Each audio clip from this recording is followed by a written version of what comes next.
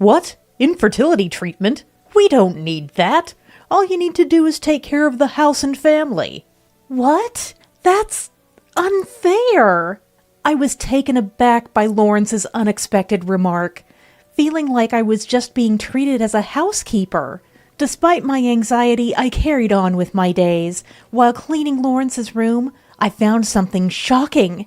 A birth video of a woman I didn't know. Who is this woman? As I was wondering what to do, a man named August appeared. I enlisted August's help to expose Lawrence's affair in front of our entire family. In the Keaton family, it's a tradition to gather at our parents' home on Christmas night. I made a suggestion to my in-laws. Lucas, could we host this year's Christmas gathering at our apartment? After explaining everything, my in-laws agreed. Thus began my revenge on Lawrence.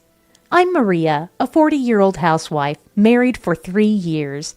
I married Lawrence at 37 and have been longing for a child. But even after 3 years, we still couldn't conceive. I met Lawrence, who is 3 years older than me, at a party, and we got married. The Keaton family, Lawrence's family, is a well-known, prestigious family in our area. It was somewhat surprising that Lawrence, the son of such a wealthy family, remained single until he was 40. However, we clicked, and I thought we were a good match, so I didn't hesitate to marry him. After our wedding, we started living in an apartment near his parents' house. Eventually, we planned to live with his parents, which seemed natural since I married their only son. Both of my in-laws cherish me as their daughter-in-law. Lucas could be a bit difficult, but my mother-in-law Diana was very kind. So I thought we would manage just fine. Following Lawrence's wishes, I quit my job to help out with family chores. I've always enjoyed helping others. I thought my dream of a happy married life was starting. But about a year into our marriage, I began to notice a change in Lawrence. He had been so kind when we first married. Recently, however, he seemed increasingly distant. When he came home from work, he wouldn't even say, "I'm home." He just handed me his shirt and said, "Wash this and iron it." We barely talked except when he had chores for me. I wondered, did I do something to upset him? Reflecting on my actions since our marriage, I couldn't find anything that would have angered Lawrence. Still concerned, I decided to talk to Diana about it. "Diana, recently I feel like Lawrence has become colder. He hardly talks to me unless it's about chores. Am I doing something wrong?" Diana smiled kindly and answered, "Lawrence is just like Lucas. After we got married, Lucas was the same way. Maybe Lawrence, like his father, finds it awkward to talk with his wife. So I shouldn't worry too much?" "Perhaps that's just the nature of marriage. Over time you'll come to understand each other better." Her words reassured me a little. Lucas and Diana have a very good relationship now, so I thought maybe Lawrence and I will get along better as time goes on. But I was still worried. Maybe if we had a child, Lawrence would change. I've always loved children and longed for my own. To that end, I checked my basal body temperature every morning and tracked the best days for conception. I also tried to lead a healthy lifestyle to improve my chances of getting pregnant. But 3 years into our marriage, there was still no sign of pregnancy. Maybe the problem was me. I decided to bring it up with Lawrence. "Lawrence, we've been married for 3 years and still no children. I was thinking we should get checked." "What do you mean, get checked?" Lawrence asked with an indifferent expression. But I gathered my courage and continued. "I mean, either you or I might have an issue. Maybe we should consider infertility treatment." I hesitantly brought up the topic of infertility treatment, but Lawrence just looked annoyed. Then he said something unbelievable.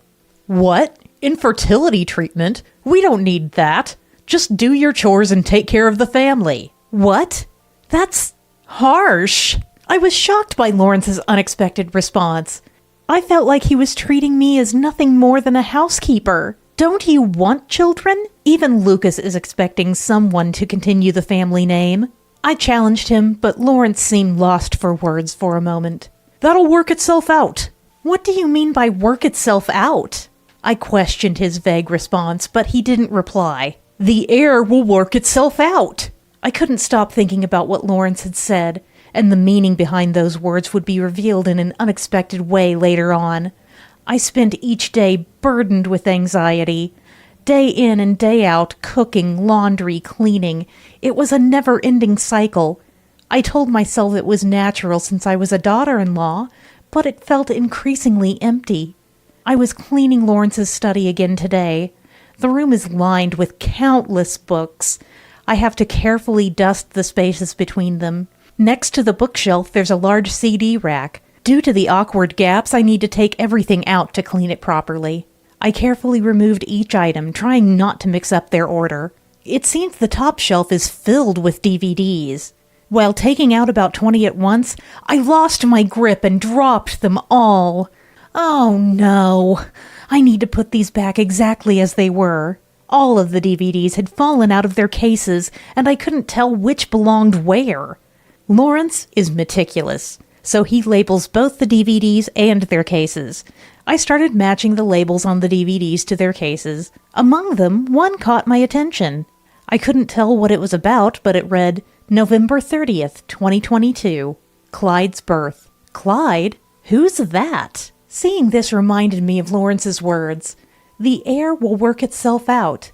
Suspecting a connection, I decided to play the DVD. I took it to the living room where the TV and player were. Pressing play, the screen showed a dark room with a bed that looked like a hospital examination table.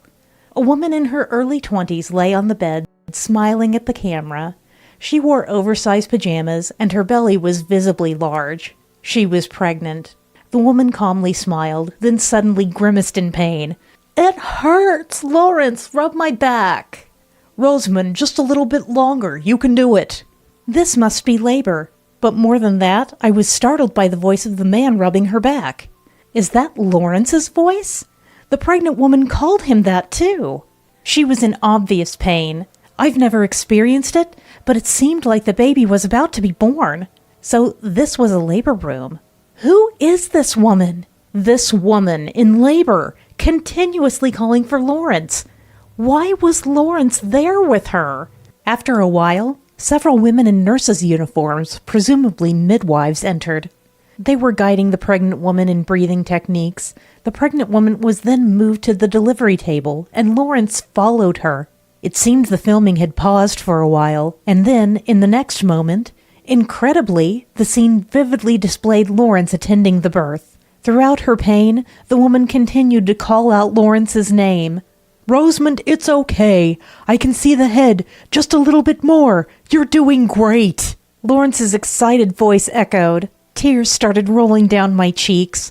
Lawrence was having an affair. The date on the label was exactly 1 year ago. This meant the affair had been going on for nearly 2 years. Was this DVD definitive proof? But this alone wasn't proof that the child was Lawrence's. In situations like this, I'd need a lawyer or a detective to investigate. However, Lawrence only gives me enough money for living expenses, so I don't have much to spare. As I was lost in thought, the doorbell rang. Looking out the window, I saw a man in his late 20s. "Hello, may I ask who you are?" "My name is August. Is Lawrence home?" He looked troubled. "No, my husband isn't home yet." "I see. You're his wife, aren't you? Sorry to bother you, but may I have a moment of your time?" I was curious about this troubled-looking man. Opening the front door, he politely handed me his business card. He introduced himself as August. The name sounded familiar. "Actually, I came to talk to your husband about a colleague of his, a woman named Rosamond." The name Rosamond caught my attention. It was the same as the pregnant woman from earlier. Is this Rosamond by any chance the woman who gave birth about a year ago? Upon hearing my question, August showed a look of surprise. "Why do you ask? Did your husband mention something about acknowledging a child?" "Acknowledging? What do you mean?" As I pressed for more answers in surprise, August covered his mouth with both hands, shocked. "I'm sorry," he said, clearly regretting his slip of the tongue. I calmed him down. "It's okay. I have an idea about what's going on, so please, won't you tell me everything?" I invited him inside to talk more comfortably. I served him coffee, but August didn't touch it, his expression grave. Then he murmured, "Rosamond is my ex-girlfriend." "What? So you broke up because she had an affair with my husband?" "No, it's not that, but—" I was confused by August's response. Normally, if a girlfriend cheats with her boss, the boyfriend would be angry and break up, or confront the man she cheated with. But August didn't seem to fit that pattern. But isn't the child in Rosamond's womb Lawrence's? How could that not be the reason for your breakup? It's not like that! The child is actually mine! August's sudden loud declaration startled me. More importantly, what did he mean the child wasn't Lawrence's? You mentioned Lawrence acknowledged the child, right? Does he know it's not his? I don't know about that, but Rosamond insists it's Lawrence's child. Do you have proof it's your child? Yes, I do, August asserted confidently. He had seen the baby, Clyde, and claimed the boy looked exactly like his own baby photos. That's why he tried to reconcile with Rosamond. However, Rosamond refused, not wanting a family with financially unstable August. No, it wasn't just that. Rosamond insisted that Clyde was not August's child, but definitely Lawrence's. That meant she had been involved with both men for a while. She got Lawrence to acknowledge the child, and he was even covering both child support and Rosamond's living expenses. Whenever I asked Lawrence about his salary, he would snap back, "Why do you need to know?" I see. He didn't want his salary known for that reason. I was filled with a sense of frustration and helplessness. August couldn't give up on the child and hired a detective. It turned out Clyde was indeed his son. Mrs. Keaton, even if the child isn't your husband's, he was still having an affair, and we can't overlook him giving money to Rosamond. Of course not. We decided to collaborate and resolve this matter. Now it's December. In the Keaton family, it's traditional to gather at the family home on Christmas night. I made a proposal to my in-laws. Lucas, can we host this year's Christmas gathering at our house? Why? You know our family is quite large, Lucas asked. It's a lot of work preparing the meal and all. To get their cooperation, I knew I had to tell them the truth. I first shared with my in-laws the story I heard from August to prevent them from being too shocked. Then I decided to show them the DVD. Lucas, with his eyes wide open, watched and was at a loss for words. What is this? Diana was also greatly shocked to see Lawrence attending the birth of an unknown woman. I explained to my in-laws the plan I had devised with August and asked for their cooperation. All right. Not sure how it'll go, but let's help, Lucas agreed. Yes, we need to confront Lawrence about this, Diana added. Their support was reassuring. All that was left was to wait for Christmas. And now, a month later, on Christmas night, the Keaton family relatives gathered at our house. We set up a long table in the living room and arranged the food. The relatives looked puzzled. Why are we gathering here? Before we started eating, Lucas stood up to address everyone. Thank you for coming to the Keaton family's traditional gathering. It's a bit cramped, but there's something we need everyone to see. So we're here at the young couple's house. We don't have the equipment to play a DVD at our place. After Lucas spoke, I also stood up. Before we eat, please watch this video. I turned on the TV and prepared to play the DVD. What is it? Some fun video to show us? Lawrence asked with a smile, looking at me, unaware of the fate that awaited him. As I pressed the play button, Lawrence's face froze in that instant. The screen showed Rosamond's face as she lay in the labor room. Is this? Hey, stop it, Maria! The relatives around us started murmuring in confusion. What is this? Who is this pregnant woman? Everyone's gaze turned to Lawrence, realizing the trouble he frantically searched for the remote control. But anticipating this, I had hidden it. When Lawrence realized there was no remote and approached the video player, Lucas stopped him. Stop it! Let it play! Desperately trying to stop the video, Lawrence struggled, but he was held back by Lucas and me. Lawrence, give it up. Just watch quietly. Told off by his own parents, Lawrence fell silent, tears welling up in his eyes. Meanwhile, the birth video continued to play. This means Lawrence has a secret child. Oh, to think someone in our Keaton family has a mistress. If people find out, we won't be able to show our faces around the neighborhood. Amidst the commotion, with some relatives crying, I tried to calm everyone down. Please, everyone calm down. The baby born is not Lawrence's child. What? But Lawrence was clearly present at the birth. and the woman in labor kept calling out his name. Everyone looked at me with puzzled expressions, and among them, Lawrence seemed the most shocked. Maria, how did you know that?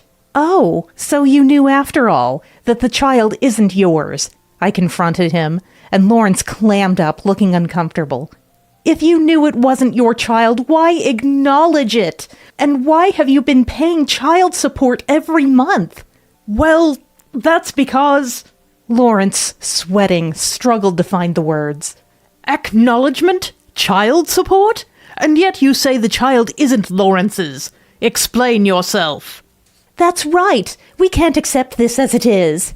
Everyone was demanding answers from Lawrence, but Lawrence couldn't bring himself to tell the truth.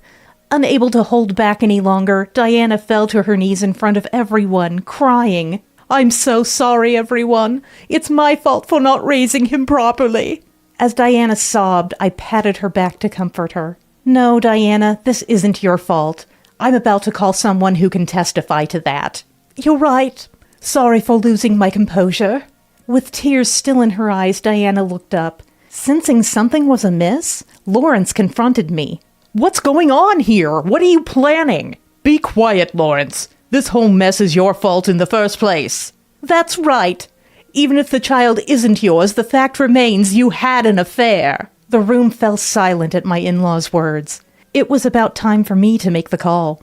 I took out my mobile phone and called someone.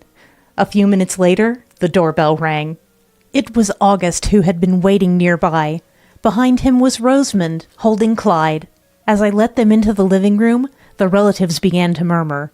Isn't that the pregnant woman from before? Yes, it is, and this man, August, is the real father of the child. I introduced August to everyone. August had brought Rosamond, as planned.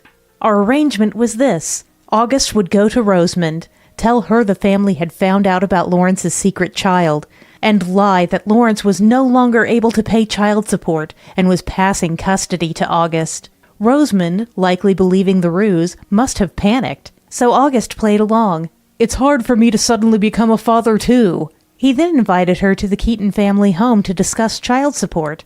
Normally, a mistress wouldn't visit the family home, but Rosamond seemed desperate for money. She must have thought Lawrence would help her out. Knowing how Rosamond would likely react, August followed our plan. As expected, Rosamond exclaimed upon seeing Lawrence. What do you mean you're not paying child support anymore? And even transferring custody to this poor man? How cruel! What? I haven't said anything like that. Ha ha ha! You were tricked, Rosamond. What do you mean? Was it a lie? Yes, and the story about Lawrence not paying child support and transferring custody to me was a lie. I had to say it to get you here. That's terrible! You deceived me. But the fact that his wife found out is true. So you needed to be here to atone for your affair and deceitfully taking child support. Rosamond's face turned increasingly pale at my words. It's not a lie. Clyde is definitely Lawrence's child. That's right. Clyde is my son, and I will make him the heir of this family. Lawrence defended Rosamond. However, the relatives wouldn't stay silent. What? You intended to make someone who isn't your biological child the heir? Lucas yelled, and the others joined in with their complaints. Amid this, Lawrence boldly declared, Maria can't have children. I'll divorce this useless wife and remarry Rosamond, who bore me a child, to continue the family name, even if it's not my biological child. The room fell silent. Then Diana clung to Lawrence. How can you abandon Maria, who has served you dutifully as our daughter-in-law? That's too much, Lawrence. It's necessary. Dad always wanted someone to continue the family name. No, I won't accept this. Don't you realize how much Maria wanted children? I knew she consulted you about it, and you treated her like just a housekeeper. Lucas. Touched by Lucas defending me, I felt tears welling up. Why would Dad know all this? Maria, did you tell him? Fool, we live nearby. Your voice carries to everyone. Just so you know, we won't accept someone to continue the family name under these circumstances. August, overhearing, confronted Lawrence. You keep talking about continuing the family name, but there's proof that Clyde isn't your child. Proof? I had a detective look into it. Remember when you were at the bar having a good time talking to the woman sitting next to you? You were sweating a lot then, and she wiped your face with her handkerchief. Actually, that woman was a detective. When I visited Rosamond's place, I secretly borrowed Clyde's pacifier and had a paternity test done with it. What? Now you understand. You and Clyde are not related. By the way, I am his biological father. And you knew Clyde was AB blood type when you attended the birth. What's his blood type, Mrs. Keaton? O type, so they can't be parent and child. You hid that fact and claimed to be A-type when acknowledging the child. Since Rosamond is B-type, I'm A-type. With these revelations, Lawrence's voice broke down with emotion. I had tests done. They showed a very low chance of me fathering a child. I was shocked at this unexpected truth. Why didn't you tell me sooner? We could have sought treatment. I was embarrassed, worried about what the neighbors would think, so I acknowledged Clyde. That's no longer possible. Quietly transfer custody to August, Clyde's real father. No, stop this! Rosamond suddenly cried out, having been silent until then. I wanted to bear Lawrence's child and join the Keaton family, but not with this poor man. What? Who are you calling poor? That's right. August isn't poor at all. August and I said this, looking mockingly at Rosamond. What are you talking about? August works for a low salary at a small factory. Are you just pretending? Rosamond's loud voice made Clyde, whom she was holding, start crying. August quickly went over, took Clyde in his arms, and comforted him. Poor thing. Don't cry because of your mother. There, good boy. As August comforted Clyde, the boy stopped crying and smiled. Clyde knows who his dad is, even though they haven't lived together. And Rosamond, August isn't just pretending. I took over holding Clyde so August could explain. I work at a subcontractor for my parents' company. What do you mean? Ever heard of Arrington Corporation? At that, Rosamond's mouth fell open. The biggest local corporation, you mean? That's right. My dad runs it. I'm learning the ropes at the subcontractor to eventually take over the family business. Rosamond was shocked at this revelation. Then she suddenly smiled, pleased. Great! So Clyde's dad is going to be the president. Then I'll be the president's wife. Just as Rosamond said something so opportunistic, she forcefully snatched Clyde back from me. Holding him tightly, she declared, Clyde, we'll live together with your dad. No, I'll take custody of Clyde, but I won't be with you. I'll raise him with my parents at home. That seemed only natural to me, but Rosamond desperately resisted, turning pale. Why? There's a mother right here. Why this decision? Of course. You lied and chased after men with money. How can I trust you? Then I won't lie anymore. Please let me stay with Clyde. He needs me. Rosamond appealed to August with pleading eyes, but his resolve didn't waver. Clyde even looked away from her. Rosamond no longer had the right to be a mother. Rosamond, you should be the first to apologize. Having an affair with a superior, and now you're here in front of his wife and relatives? Rosamond was flustered in front of everyone. I seized the moment to say, regardless of who the child is, since you had an affair with Lawrence, you'll have to pay compensation in the divorce settlement.